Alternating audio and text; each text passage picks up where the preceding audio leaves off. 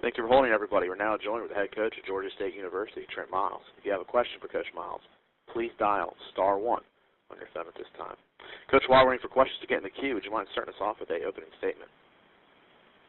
Yeah. Our young men, we are very few bodies left for the last two games right now. We're experiencing a lot of injuries, and our kids are a little beat up, but they're playing better than they've played, and they're continuing to battle and make improvements, and we are looking forward to going to Arkansas State and competing for our first win. Thank you very much, Coach. Our first questions come from Doug Robinson with the Atlanta Journal-Constitution. Please go ahead, Doug. Hey, Coach. What new injuries are there? Grant King and A.J. Kaplan and Kite Dallas. Are they all out for this weekend? Kite Dallas is questionable with a knee, and A.J. Kaplan and Grant King are doubtful. Okay. That's not to say that they won't play, but at this moment they're unable to. So hopefully there'll be a miracle between now and Saturday. See if we can get them out there. Who would? AJ's his hamstring and Grant King's shoulder. Who would play if they don't play? We're trying to figure out. We're thinking about. We're looking at all our options. I think we still have David Huey on the roster and Ramel Davis, but we're also going to look at the defensive linemen and see if they can help us too, as an emergency guy, because we're not going to port Davis Moore's redshirt year, right? And we're kind of limited. And Pertile will remain out, right? What'd you say, Doug? Pertile will remain out. Oh yeah, he's no longer with us. Okay. Speaking of other players, are Theo Agnew and Kelvin Hill going to return for this week? Theo Agnew has been reinstated by the NCAA, and he'll play. And Hill? That will remain to see how this week goes. Okay. Sean Jefferson, I saw he played really early at linebacker in last week's game. Is that going to be a permanent move, or what will that mean? It will be for the rest of this season. But he'll also be our fullback in short yardage situation and goal line situations. How did he actually play both ways? I'm sorry, how did he play linebacker? He did well. There's some things that first time going out there and doing it, he's got to learn to do, and had a number one occasion where he couldn't get off the guard, but as he went, the more he played, the better he did. Okay. So I was actually pleased, for a young man to be thrown in the linebacker on a Wednesday, a Tuesday or a Wednesday, for the first time in his college career. I was, happy with what he did, and he'll get better as we go. He's a great young man that's smart and tough. And he loves the game. Okay. And can you talk about, Karis Lee is a senior, and with some of the absences at wide receiver last week, he had career highs for catches and yards. Can you just talk about his production and what he means to the program? Well, it's great that, he can contribute.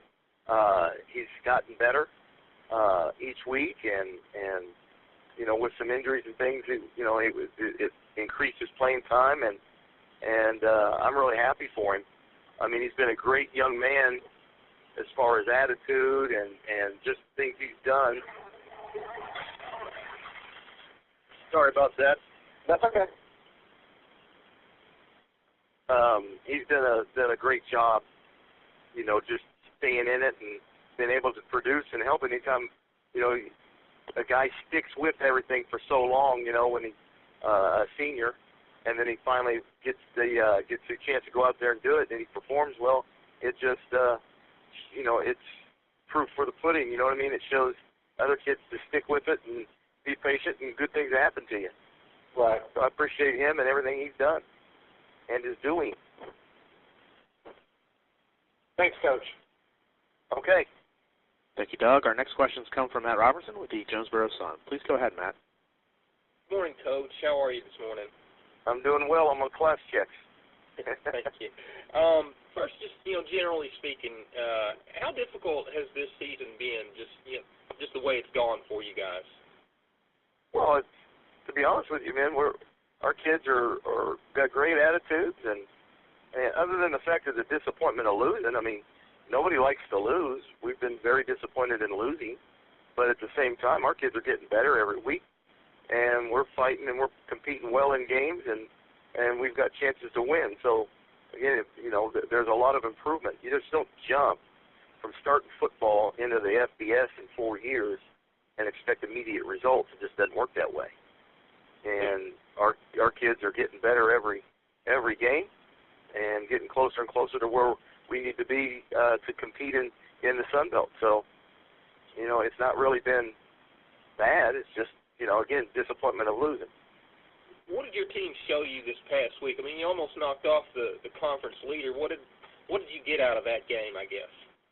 Well, I get that our kids are getting better at executing the schemes that we were asking them to do, that they're becoming more confident with each game.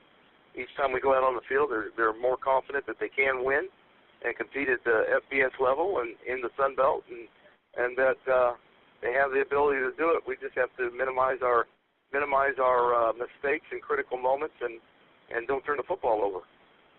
When you look back to the beginning of the season and to now, what do you feel like is the area where you guys have made the most improvement? I would say probably offensively. This last game we were able to run the ball. We've gotten a little bit better each week at being able to run the football, so I think that's part of it. I think the most improvement across the board has just been understanding what we're asking them to do. And then, in the same respect, what do you feel like has been the team's biggest issue? You mentioned turnovers a moment ago, and you also mentioned just moving up. Well, defensively, not being able to stop the run. Being able to not on the defensive side, just not being able to stop the run and not giving up as many big plays as we have. If we take out the big plays, the one chunk plays, I mean, we're in position to win football games there at the end, and that hasn't been the case because of the big chunks. You can't give up 80-yard shovel passes for touchdowns, or the one play deal where they throw it over your head for a 50, 60-yard touchdown. You cut out the big chunk deals, slow them down running the football, then that greatly increases our chances of winning. Okay, and just lastly, being winless, does that sort of serve as a kind of a motivating factor to just get that one win, get that out of the way? Is that sort of, in a sense, helping you guys right now? Well, obviously not. We haven't won yet. No, we don't approach it, and we don't worry about our record. What we worry about is how we're playing and how we're progressing. We'll worry about our record at a later date. Right now, our focus is only on us and how we go out and perform and look to get better. All right. Thanks, Coach. I appreciate it. You're welcome. You're welcome. Thank you, Matt, and thank you, Coach. Unfortunately, that's all the time we have for you today. We do appreciate it.